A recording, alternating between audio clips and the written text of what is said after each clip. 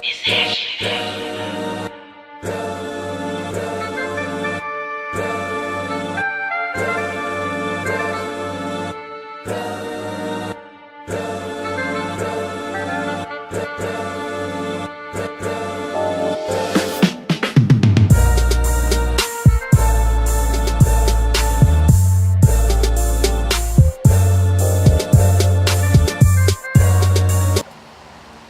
back to a brand new edition of Sports Corner. I'm your host, Dominique, and to the left of me I have Malik Perkins. Malik, how are you doing? I'm doing pretty good today, man. I'm just happy to be here. Alright, and to the right of me I have Willie Love the Third. Willie, how are you doing?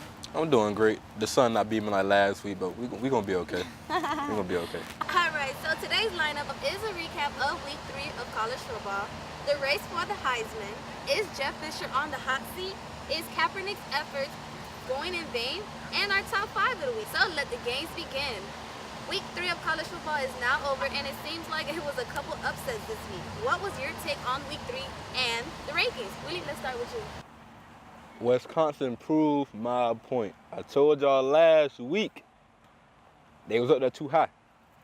Texas did the same thing. Texas got beat by Cal. Wisconsin struggled with Georgia State. They're not a top 10 team, neither one of them. But did they win? Don't matter. Did they win? Don't matter. Texas did win. They did not win, but did they win? Did Wisconsin win? Are they 3-0? By 4 to Georgia State. They 3-0. They not. Are they a top 10 team? No. Are they a top 10 team? The head coach about that. He's Are gonna they say a top something. You're gonna 10 ask the head team? coach about that. He's going to say No, some we're things not a went top wrong, 10 but an team. ugly win is still a win. It's still They're a not a W. top It's 10 still a team. W. Not the top 10 team. Hey, until they lose a game, Not they're a gonna top be 10 there. team. Until they lose a game. I'll let you have this one for the day. Let you have this one. But another thing. Playoff hopes are over with already in week 3. Oklahoma Notre Dame, it's over with. Their hopes are over with. So week 3 was I'm not gonna crazy argue with week. you because that is very true. Once you get those 2 L's up under your belt for that year, it's kind of a like, okay, let's just get through the season. Let's just get through the regular. So I'm all right with that. Then how about North Dakota State though?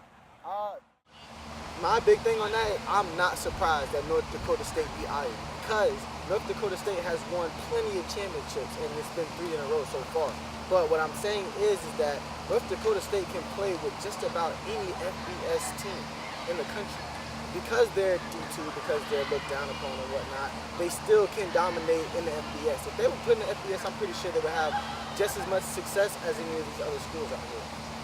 And that's just me speaking because of what they've done in past years. They have a very good football team and good football environment around there in North Dakota State.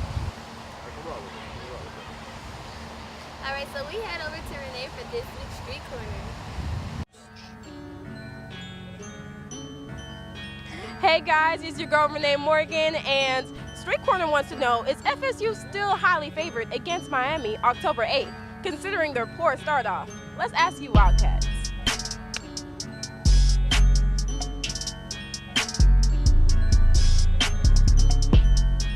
Oh, FSU beating Miami. Yes, absolutely. FSU, they're a way better team. Yes, they had a rough 2 weeks. They came out the first week with a win, but Louisville showed them that they weren't as good as they used to be. So just saying that I don't think Miami is a strong enough competitor to actually face up to a team like FSU and win. It might be a close game. Then again, it might be a blowout. Who knows? I think Florida State is still highly favored because Miami is still young, and I think Florida State just has that team unity. Nah, I like Miami to win, to be honest. Yeah, because FSU is just not doing well. They not. It's ridiculous. Just sad. Horrible. They said with their game, bro. Step it up. It's ridiculous. Yeah, Miami done won the first game already. You already know what time it is. You already know. Get the dub. Yeah. Y'all have some strong opinions, but my opinion is FSU, they're very strong. They're a strong team, and they're known for crushing other teams. But Miami just won their first game, and then FSU's not doing so good. So I believe it's everyone's game, and I think we all should tune in and see who wins. That's it. Back to you in the studio. Thank you, Renee. So, is FSU still the highly favorite for the UM matchup? Willie, let's start with you. I want to delegate. I want to defer on this one. I'm gonna let Mr. Oh, you want me to go I'm first? gonna let Mister go first. You want me to go first? To be honest with you, yes. Florida State will still win against Miami. Yes, we had a horrible game. It was just bad. It was embarrassing. Yes, it was a bad game. But when it comes to Miami, I mean, you guys beat FAU, FAMU, and who else did you guys beat? Appalachian State, and now the U is all of a sudden back already. They say that, you guys say that every single year. The U is back, the U is back. You guys got a good coach now. Oh, now all of a sudden the U is back. You guys have been saying that for the past about 3 years now, so when is the U actually really going to come back? Are you done? You know what, I'm done. Are you done? I'm done. I think All I right. said enough. I'm gonna just shut you down real quick. Everybody said last week the Canes were gonna get upset by Appalachian State because of they hung with Tennessee and how they put 150 plus rushing yards on Tennessee, but average 2 yards a carry against Miami. Everybody disrespects Miami, but be on the come up because y'all really got embarrassed last week. Y'all haven't. Y'all made it seem like Appalachian State was so great because what they did with Tennessee. Now it's Appalachian State. Yes, it is. They had a pretty good game against Tennessee. But everybody, we was on upset alert, right? But that upset was over with first quarter, 21-0. No one expected for Appalachian State to beat Miami. Nobody. Y'all have a lot of questions. Florida State has a lot of questions that he need to solve. First off, worry about South Florida before you worry about the Canes. Worry about South Florida first. They're on the come up. But October 8th, watch my Canes take down FSU and put us back on. Respect you Miami. You don't even believe that. I definitely believe that. I definitely believe that. I think that's more of a fan talking instead of you don't even believe that. Y'all gonna beat us. I highly believe that Florida State will still beat Miami. By Louis. I mean, no, it happens. It happens. It's football and it happens. But when it comes to Florida State versus Miami, when it comes to this year, no, you guys still don't have a chance to beat them. I think y'all still have some stuff to work out over there in Miami. You guys, okay, yeah, you're 3-0 right now. You're 3-0 right now. But what's gonna happen for the rest of the season? Y'all 2-1? 2-1, yes we are. 3-0. And we're still ranked higher than you.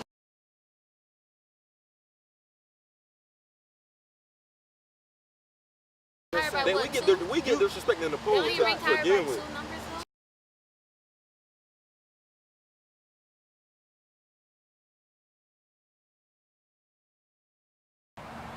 You done? You done? Yes. October 8th. William. Oh, October 8th. All right, Mr. Shaquan. October 8th. Miami gonna be on top of Florida State, and I'm gonna come back on camera after that week, and I'm like, I told y'all. That's it. We're not. I told y'all. Moving on. The race for the Heisman. The race for the Heisman. Who is in the lead? We'll be back after this break. Hey Willie, did you figure out what AP was doing this weekend? He went to Miami. He went to Miami? He went to Miami. With who? Not his ACL. Not his ACL. That thing gone. Hey, I talked to Stephen A last night. What did he say? He said Miami's gonna win because FSU. No, right? he definitely didn't say anything like that. He said he liked the show though. He definitely said, you gonna wash your hands this time? No, I'm just saying, last time you came in the bathroom, you didn't wash your hands. Don't put it on, because FSU fans don't wash their hands at all. You're a Miami fan, right? We're clean. Cleanliness next to godliness. I don't know what y'all doing in Tallahassee. What are y'all, duck? Ducks saying what? What Seminoles do? Seminoles? What Seminoles do? We're a freaking tribe. What do you expect, man? Nigga, y'all bathe in dirty lake water. Man, you don't know what we bathe in. Y'all don't bathe in nothing. We live in the swamp. That's why you're not clean. Y'all Y'all right, Doherty Hurst is come on, we gotta do the show. Ain't no show without me. Y'all gonna wait.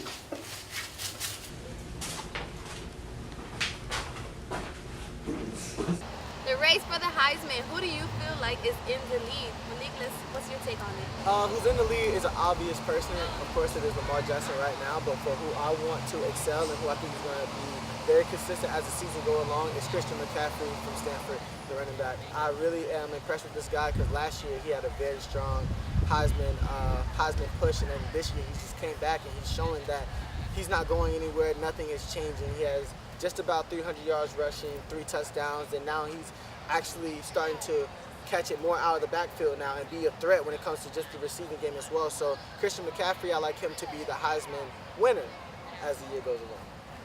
Willie?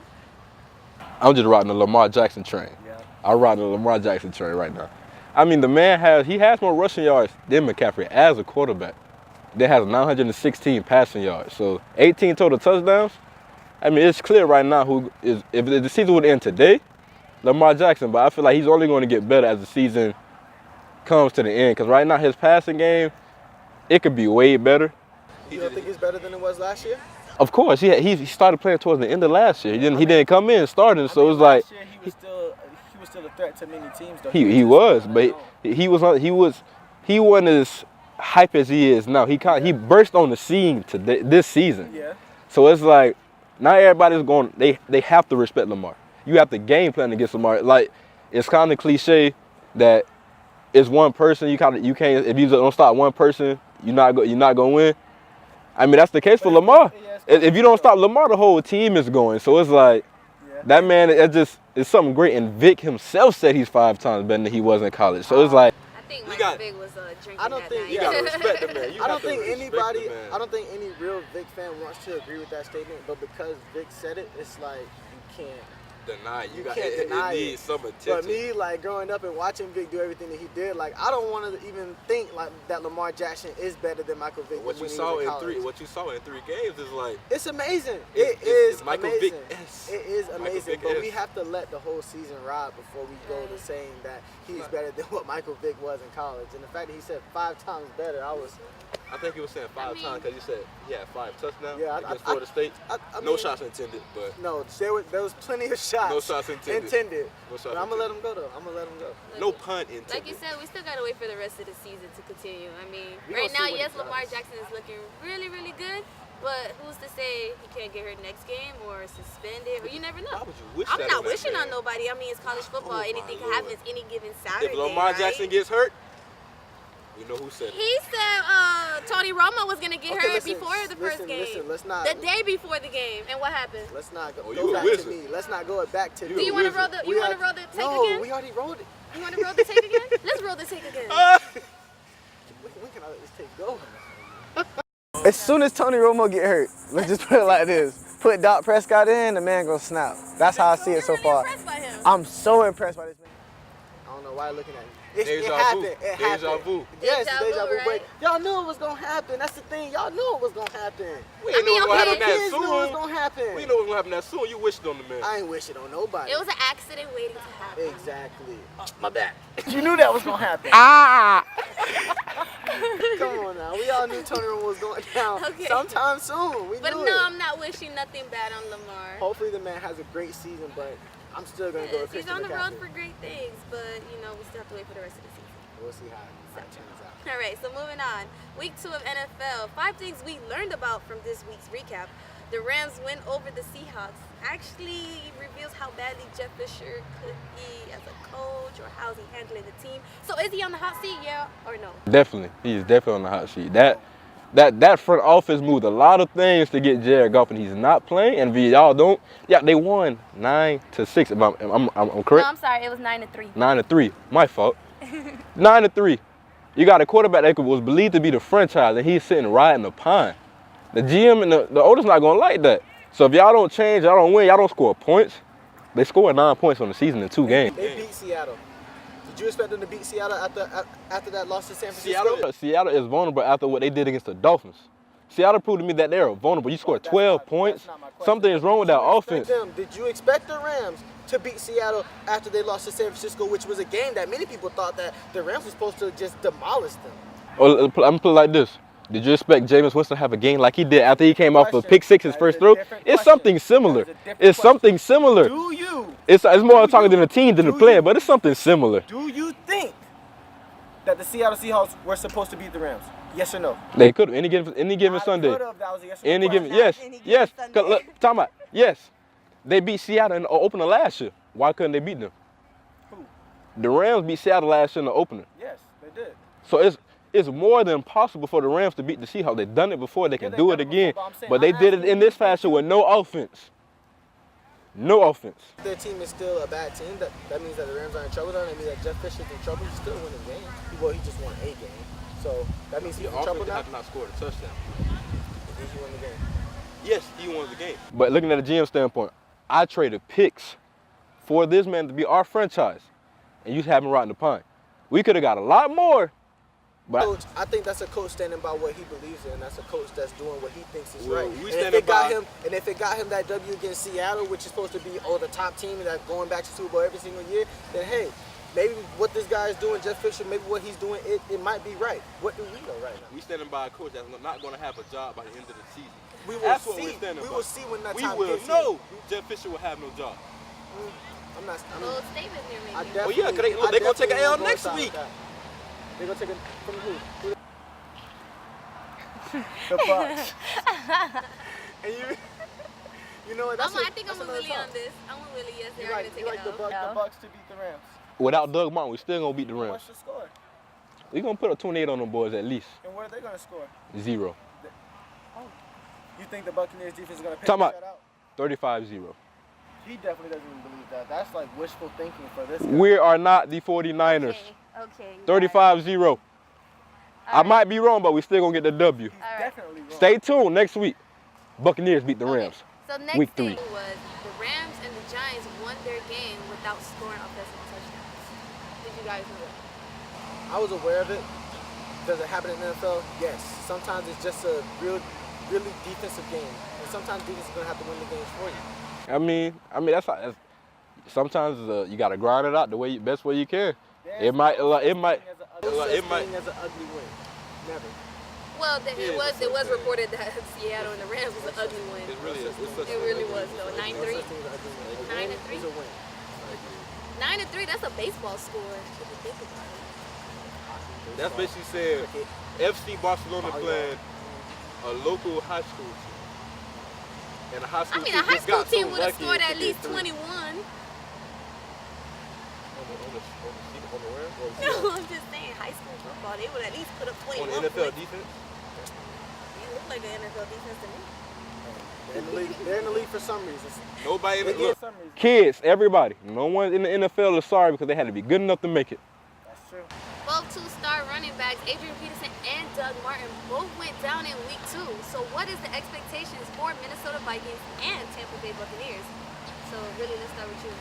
I mean, it's the next man up mentality. We have a pretty solid back in Charles Sims, so he's proven that he can do something from last year and this year. So it's more of that. I feel like the Bucs are going to be okay. And then they also signed Jaquiz Rogers last week, so it's like you have the backs. It's the next man up. It's not no big drop off. It's not no unknown name behind it. So you have Jameis Winston. You have a pretty solid group of receivers.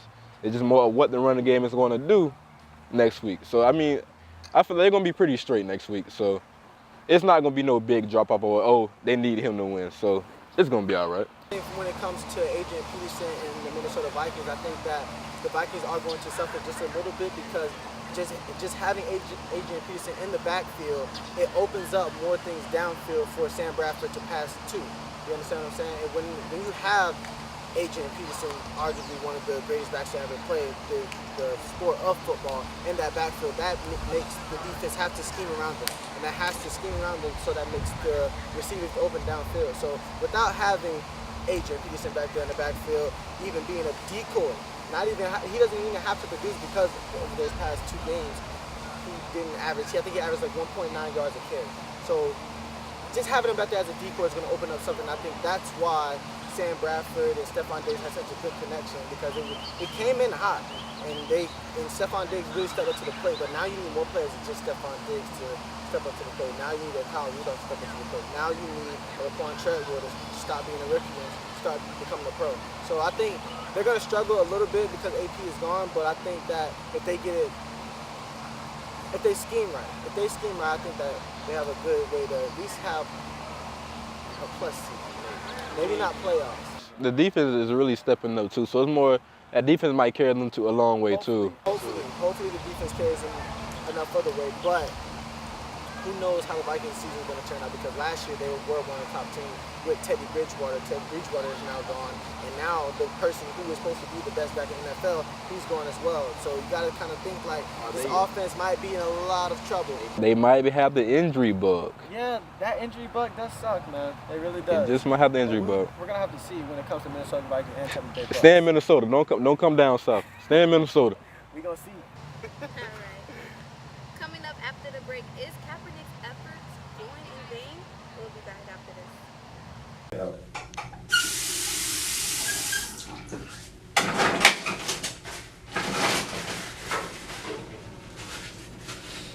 You all good in there?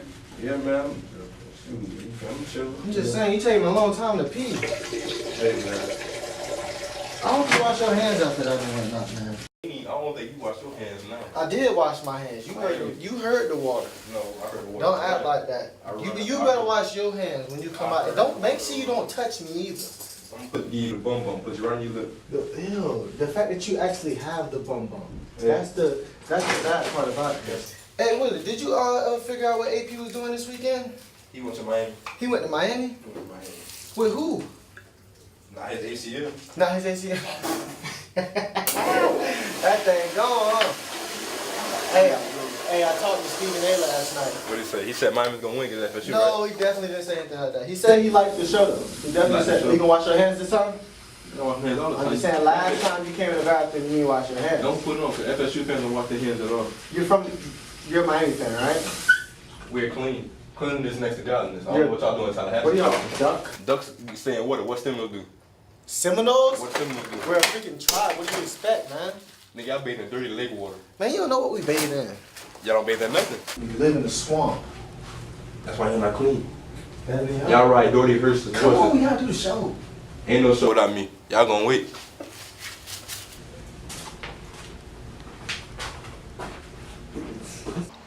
Why not be that generation that stops all the things that are going on? Quoted by Leonard Fournette, who's in support of Kaepernick's protest. So that goes to say, is Kaepernick's efforts going vain? Malik, what are your take on this?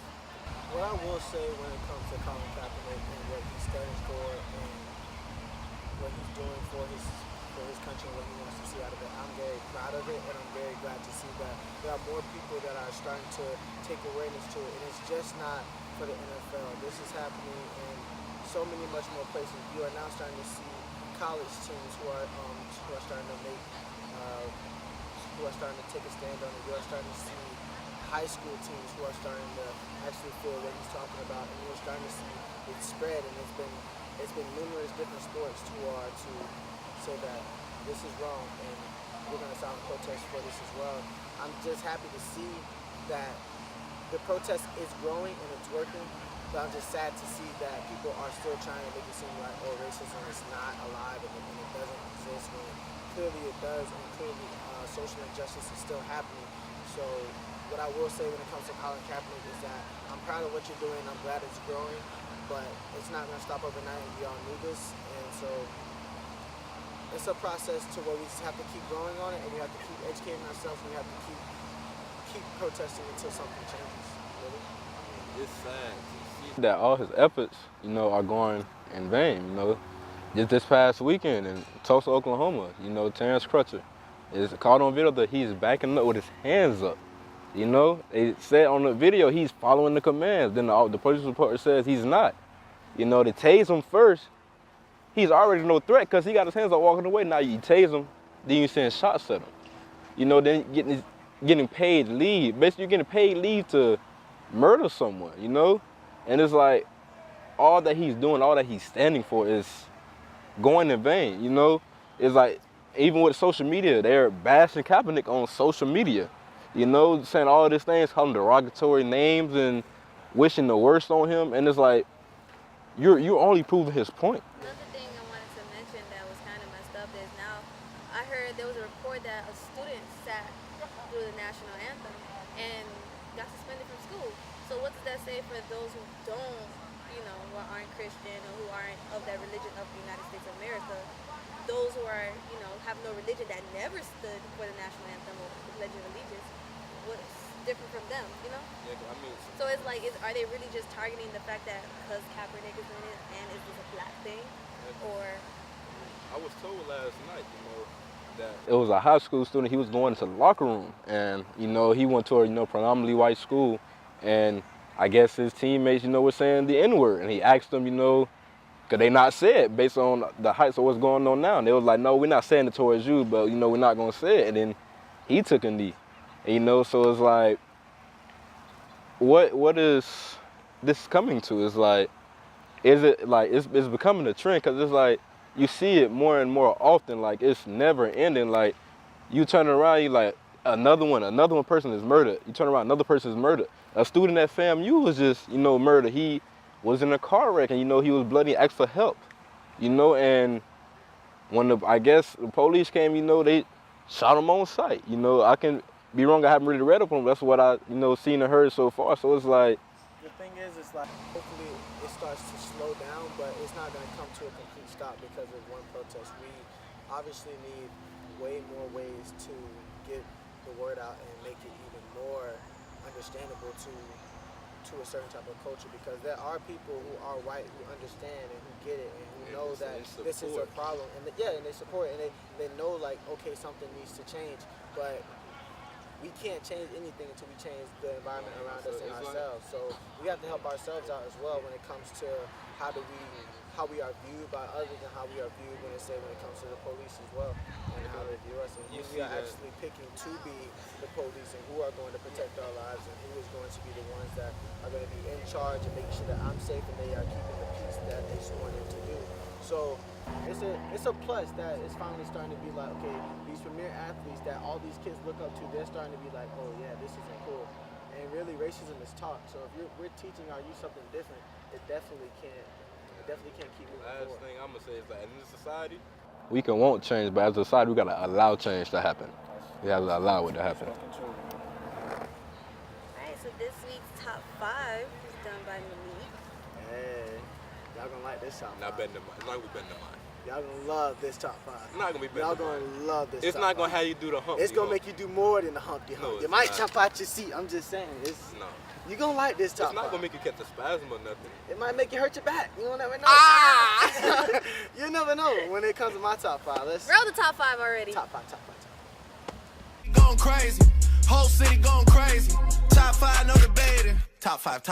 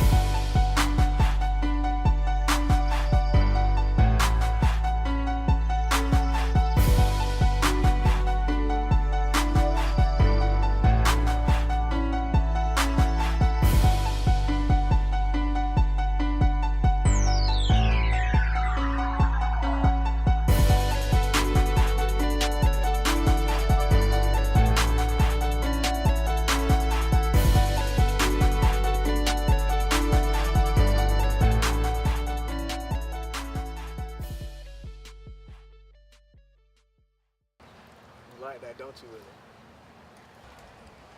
You like that, don't you, Willie? Don't lie, you like that, don't you, Willie? Don't lie, you do like that, Willie. Said I wasn't gonna do it. Well, how it make you feel, Willie? That's what I wanted. Yours truly. Truly.